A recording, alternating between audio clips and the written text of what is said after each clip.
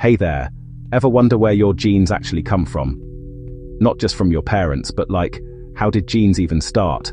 That's what I want to dive into today. Let's hit rewind. Life on Earth kicked off about 4 billion years ago. Back then, microbes ruled the planet, and they had a super basic set of genes. Wild fact, some of those ancient genes are still working inside us today, running the show for things like copying DNA. So, how do new genes pop up? One big way is, imagine you're copying a recipe and accidentally make 2 copies of the same page. That's what happens to DNA sometimes. A piece gets duplicated. At first, the extra gene is a carbon copy, but over generations, it picks up random mutations. Eventually, it might do something totally new. Take a look at your sense of smell. Humans have hundreds of genes dedicated just to sniffing out odors. Every one of those started as a duplicate that evolved over time. Thanks to all those tweaks, we can now detect a mind-blowing range of smells. But that's not all.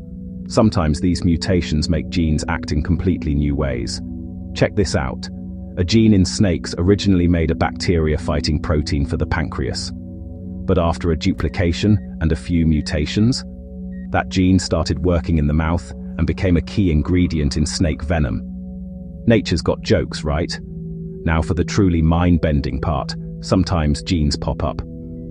Our DNA isn't just a string of instructions. Huge chunks are basically junk, or at least, so we thought.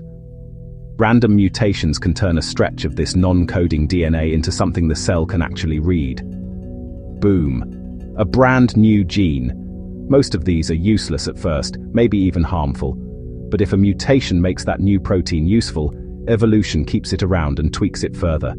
So, how many genes does a human have? Around 20,000.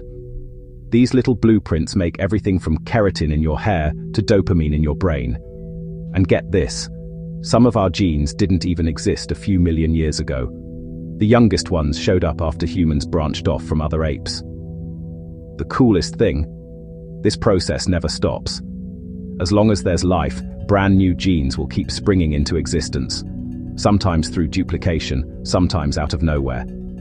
It's happening right now, in you, me, and every living thing on Earth. So next time you think about what makes you, remember, your genes have been on a wild journey for billions of years, and the adventure's still going. Thanks for watching. If you enjoyed this deep dive, hit that like button and subscribe for more fascinating science stories. See you next time.